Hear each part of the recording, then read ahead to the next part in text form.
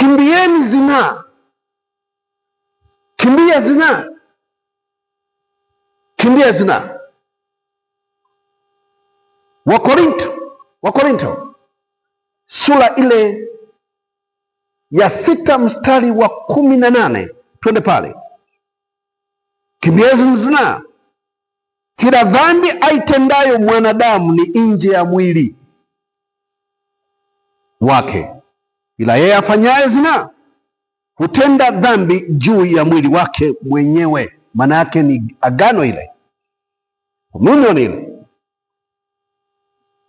Au hamjui kuwa mwili wenu ni hekalu la Roho Mtakatifu aliye ndani yenu, mliyepewa na Mungu, wala ninyi si mali yenu wenyewe, maana mlinunuliwa kwa thamani. Sasa basi mtukuzeni Mungu katika miili yenu.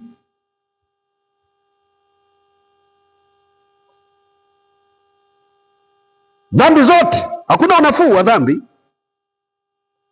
Aibu ya kuzini na kufanya usharati huwa iondokage haraka, haiondoki haraka. Aibu ya kuzini na kusharati haitokage haraka. Ndio maana Mungu asema kimbia. Hiyo sio ya kutembea, ni ya kukimbia. Ikimbie. Oh, binti wewe ni mzuri sana. Sema kwa sababu ya Yesu aliyekutengeneza vizuri mpaka wakakuona kwamba wewe ni mzuri. Wewe kijana uko handsome, sema safi kabisa, njoo kwa Yesu. Habari ya mjini hapo azata, mambo kwa Yesu, sio bie. Mambo kwa Yesu, njoo kwa Yesu. Mungu akukosea kukuumba. Kuna ujumbe uliokuhubiri pindi fulani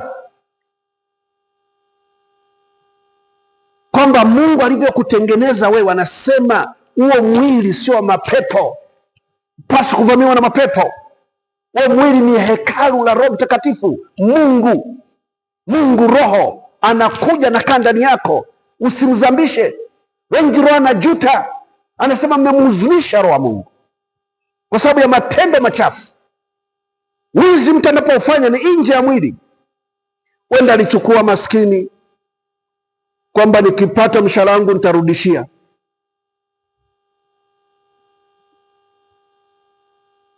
Mahesabu yakamkuta.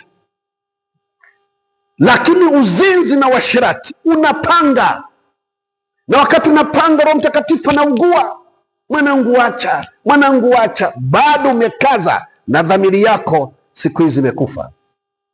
Kuna ujumbe fulani niliwahi kuhubiri, dhamiri yako imekufa. Hata ukitenda dhambi siku hizi unaingia mpaka kanisani. Roho Mtakatifu, ndio maana watu kinena kwa lugha na ugua. Watu wengine wakaja kasema, mchungaji, mbona fulani maisha yake mabaya lakini ananena kwa lugha? Nikasema Roho Mtakatifu hajatoka, anachoma, anamweldi pale anaponena, anamweldi pale kwamba mwanangu badilika, lakini wewe umekaza uzi. Ukiingia kwa lokolo umejispaza agent. Lakini kuna siku za kujiriwa, kuna siku ya kujiriwa, na siku neema ikipita imepita. Kuna moja pale Arusha akasema sioni mlango.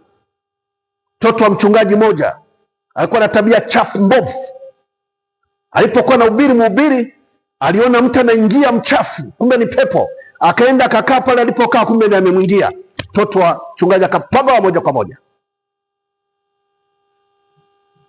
Wakimwambia tuba, anasema naona giza. Unanema hata wewe unaniangalia, unanema. Bado siku za kujiriwa, siku zikifika, maana kila mtu ana rehema na neema. Rehema zikiisha, no out.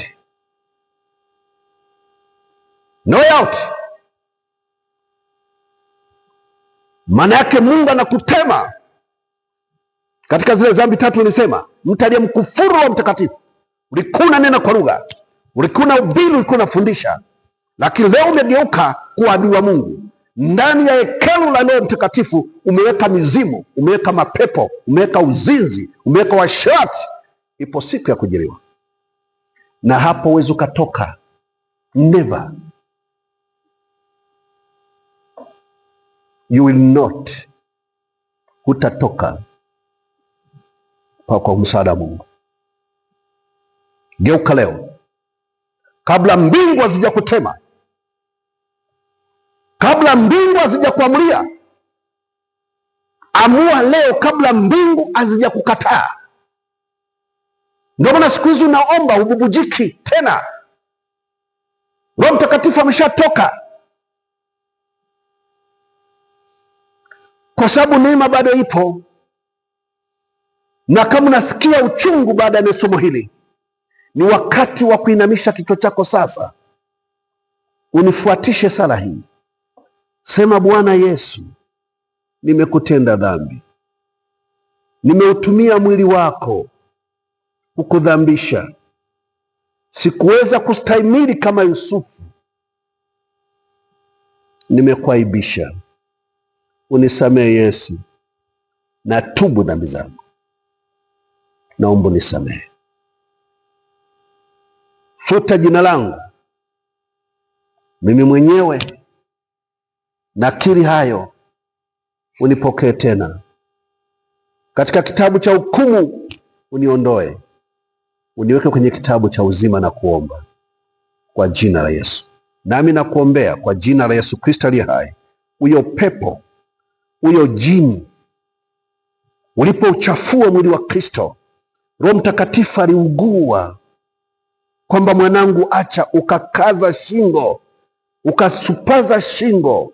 Mungu akurehemu leo katika jina la Yesu Kristo. Mungu akupe nafasi ya pili, maana yeye ni Mungu wa nafasi ya pili, ni Mungu wa nafasi ya pili, ni Mungu wa huruma, katika jina la Yesu Kristo. Mungu akurejee tena. Amen. Kama una kansa, shika mali hapo. Umepata shuhuda nyingi sana za watu wanaoumwa magonjwa. Kama una ukimwi, shika katika mwili wako. Kama una ugonjwa wowote, shika mali hapo.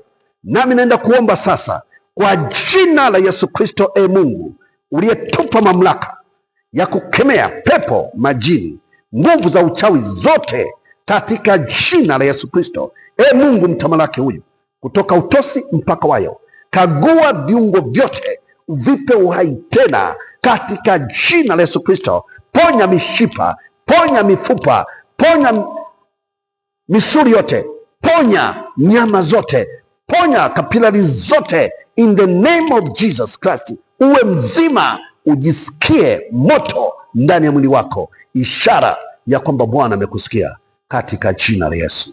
Amen.